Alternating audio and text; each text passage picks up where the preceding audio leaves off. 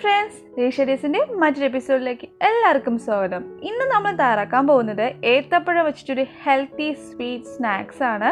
പ്രത്യേകിച്ച് കുട്ടികൾക്കൊക്കെ ഏറെ ഇഷ്ടപ്പെടുന്ന ഒരു സ്നാക്സ് ആണ്. അപ്പോൾ നമുക്ക് എങ്ങനെയാണ് തയ്യാറാക്കണമെന്ന് നോക്കാം. Keep watching. Hope you like it.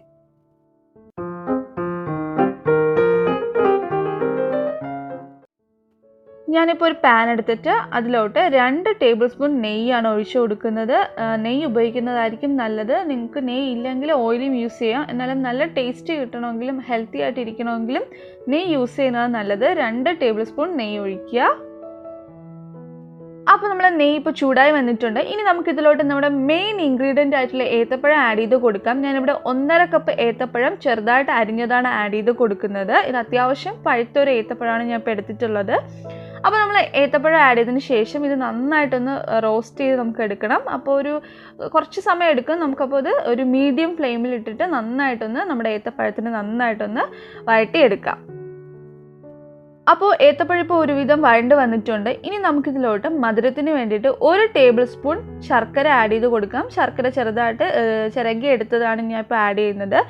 നമ്മൾ ഏത്തപ്പഴം പഴുത്തത് എടുത്തതുകൊണ്ട് അല്ലാണ്ട് തന്നെ ഇതിൽ മധുരം ഉണ്ടാവും. അപ്പോൾ കുട്ടികൾക്കൊക്കെ ഉണ്ടാക്കുകയാണെങ്കിൽ കുറച്ചും കൂടെ ഒന്ന് മധുരം കിട്ടാൻ വേണ്ടിയിട്ട് നമുക്ക് 1 ടേബിൾ സ്പൂൺ ശർക്കരയും കൂടെ ആഡ് ചെയ്ത് കൊടുക്കാം. അതിനുശേഷം നന്നായിട്ട് ഈ ശർക്കരയൊക്കെ ഒന്ന് അലിഞ്ഞു വന്ന് ഏത്തപ്പഴം നന്നായിട്ടൊന്ന് വഴണ്ട് വരും. അപ്പോൾ അതുവരെ ഒന്ന് വഴറ്റി കൊടുക്കുക. ഇനി നമ്മൾ ഇതിലോട്ട് ആഡ് ചെയ്യേണ്ടത് ഡെസിക്കേറ്റഡ് കോക്കനട്ട് ആണ്. ഇപ്പോൾ നമ്മുടെ ഏത്തപ്പഴം നന്നായിട്ട് വഴണ്ട് വന്നിട്ടുണ്ട്. ഇനി നമുക്ക് 1/2 കപ്പ് ഡെസിക്കേറ്റഡ് കോക്കനട്ട് ആഡ് ചെയ്ത് കൊടുക്കാം. അപ്പോൾ എങ്ങനെയാണ് ഡെസിക്കേറ്റഡ് കോക്കനട്ട് തയ്യാറാക്കേണ്ട വീഡിയോ ഞാൻ മുന്നേ ചെയ്തിട്ടുണ്ട്. അപ്പോൾ അതിൻ്റെ ലിങ്ക് ഇൻഫോ കാർഡിലും ഡിസ്ക്രിപ്ഷൻ ബോക്സിലും കൊടുക്കാം. നിങ്ങൾ ചെക്ക് ചെയ്താൽ മതി.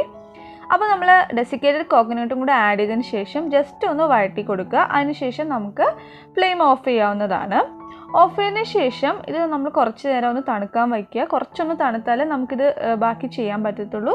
പക്ഷേ ശ്രദ്ധിക്കേണ്ട കാര്യം ഒരുപാട് അങ്ങ് തീരെ തണുത്ത് പോരുത്. ജസ്റ്റ് ഒന്ന് നമ്മുടെ കൈ കൊണ്ട് പിടിക്കാൻ പാകത്തിനാകുന്നത് വരെ ഇതൊന്ന് തണുക്കാൻ വേണ്ടിയിട്ട് വെയിറ്റ് ചെയ്യുക. അപ്പോൾ അത്യാവശ്യം ഇതിപ്പോൾ നമ്മുടെ കയ്യിൽ എടുക്കാൻ പാകത്തിനായിട്ടുണ്ട്. അപ്പോൾ ഞാനിത് നന്നായിട്ടൊന്ന് ഇതിനെ ഒന്ന് ഉടച്ചെടുത്തിട്ടുണ്ട്. ഇനി നമ്മൾ ചെയ്യേണ്ടത് ഇതുപോലെ ചെറിയ ഉരുളകളാക്കി എടുക്കുക. അപ്പോൾ ഞാനിത് 3 എണ്ണം നമ്മളിപ്പം ചെയ്തതിൽ 3 ബനാന സ്വീറ്റാണ് ഇതിന് തയ്യാറാക്കാൻ പോകുന്നത്. അല്ലെങ്കിൽ നമുക്ക് ബനാന പാൻ കേക്കൊന്ന് എന്ത് വേണോ പറയാം. അപ്പോൾ ഇതുപോലെ ചെറിയ ഉരുളകൾ ആക്കി എടുക്കുക.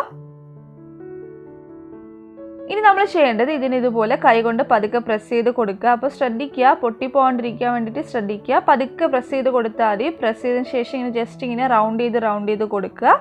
അപ്പോൾ നല്ല ഷേപ്പിന് നമുക്ക് കിട്ടും. ഇതിന് ഒരുപാട് ഇങ്ങനെ തിന്നാക്കിയൊന്നും ആവശ്യമില്ല. ജസ്റ്റ് കുറച്ചൊന്ന് ഇതിനെ നമ്മളിങ്ങനെ ഒന്ന് സ്പ്രെഡ് ചെയ്തെടുത്താൽ മതി. എന്നിട്ട് കൈ കൊണ്ട് ഇങ്ങനെ റൗണ്ട് ചെയ്ത് കൊടുക്കുമ്പോഴത്തേക്ക് അത് പൊട്ടിപ്പോകാണ്ട് തന്നെ നമുക്ക് കിട്ടും. അപ്പോൾ ഇതുപോലെ നല്ലൊരു റൗണ്ട് ഷേപ്പാക്കി ഇതിനെ നമ്മൾ എടുക്കുക. കണ്ടോ, ഇതുപോലെ കൈകൊണ്ട് റൗണ്ട് ചെയ്ത് കൊടുത്താൽ മതി. അപ്പോൾ സൈഡ് നല്ല ഷേപ്പായിട്ട് നമുക്ക് കിട്ടും.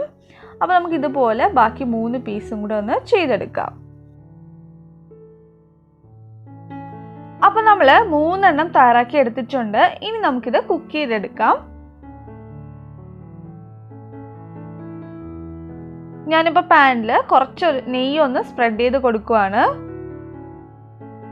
നെയ്യ് ഇപ്പോൾ ചൂടായി വന്നിട്ടുണ്ട്. ഇനി നമുക്കിതിലോട്ട് നമ്മുടെ ബനാന പാൻ കേക്ക് വെച്ച് കൊടുക്കാം. അപ്പോൾ നമ്മൾ ശ്രദ്ധിക്കേണ്ട കാര്യം ഫ്ലെയിം എപ്പോഴും ഒരു മീഡിയത്തിൽ വെക്കുക, അല്ലെങ്കിൽ ഇത് പെട്ടെന്ന് കരിഞ്ഞു പോകാൻ ചാൻസ് ഉണ്ട്. ഒരു 2-3 മിനിറ്റ് നമ്മളിത് വേവിക്കേണ്ട ആവശ്യമുള്ളൂ. അപ്പോൾ തന്നെ ഇത് പാകമായിട്ട് വരും. അപ്പോൾ ഇപ്പോൾ ഒരു സൈഡ് നന്നായിട്ട് വെന്ത് വന്നിട്ടുണ്ട്. ഇനി നമുക്കിത് മറിച്ചിട്ട് കൊടുക്കാം. മറിച്ചിട്ടതിന് ശേഷം നമ്മൾ ഇതുപോലെ ഒരു 2-3 മിനിറ്റുകളും ഒന്ന് വേവിച്ചെടുക്കുക. ഫ്ലെയിം എപ്പോഴും മീഡിയത്തിൽ അല്ലെങ്കിൽ ലോയിൽ വെക്കാൻ വേണ്ടിയിട്ട് ശ്രദ്ധിക്കുക. അപ്പോൾ നമ്മുടെ സ്പെഷ്യൽ ഏത്തപ്പഴ സ്വീറ്റ് റെഡി ആയിട്ടുണ്ട്. നമുക്കിത് മറിച്ചിട്ട് നോക്കാം, വെന്തിട്ടുണ്ടോ എന്ന് നോക്കാം.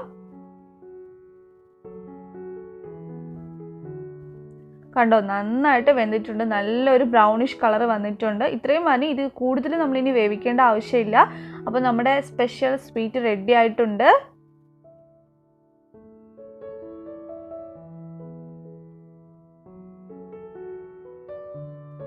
അപ്പോൾ നമ്മുടെ ബനാന ഹെൽത്തി സ്വീറ്റ് റെഡി ആയിട്ടുണ്ട്. ഇനി കുറച്ചും കൂടെ ഒന്ന് ഭംഗിയാക്കാൻ വേണ്ടിയിട്ട് നമുക്ക് ഡെസിക്കേറ്റഡ് കോക്കനട്ടും ഉണ്ട്. ഇതൊന്ന് ഗാർണിഷ് ചെയ്ത് കൊടുക്കാം.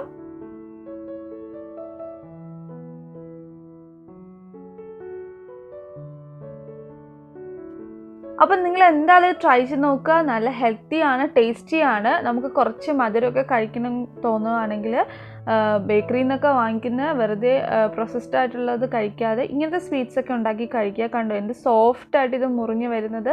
നല്ല ടേസ്റ്റിയാണ്. പ്രത്യേകിച്ച് പിള്ളേർക്കൊക്കെ നല്ല ഇഷ്ടപ്പെടും. അപ്പോൾ നിങ്ങളിത് ട്രൈ ചെയ്ത് നോക്കുക. ട്രൈ ചെയ്തതിന് ശേഷം നിങ്ങളുടെ ഫീഡ്ബാക്ക്സ് എന്നെ കമൻസിലൂടെയും മെയിലിലൂടെ അറിയിക്കുക. അതുപോലെ വീഡിയോ ഇഷ്ടമെങ്കിൽ നിങ്ങളുടെ പ്രിയപ്പെട്ടവരുമായി ഷെയർ ചെയ്യുക. സബ്സ്ക്രൈബ് ചെയ്യാനും കമൻറ്റ് ചെയ്യാനും മറക്കരുത്. മറ്റൊരു വീഡിയോയുമായി കാണുവരെ ടേക്ക് കെയർ. ബൈ.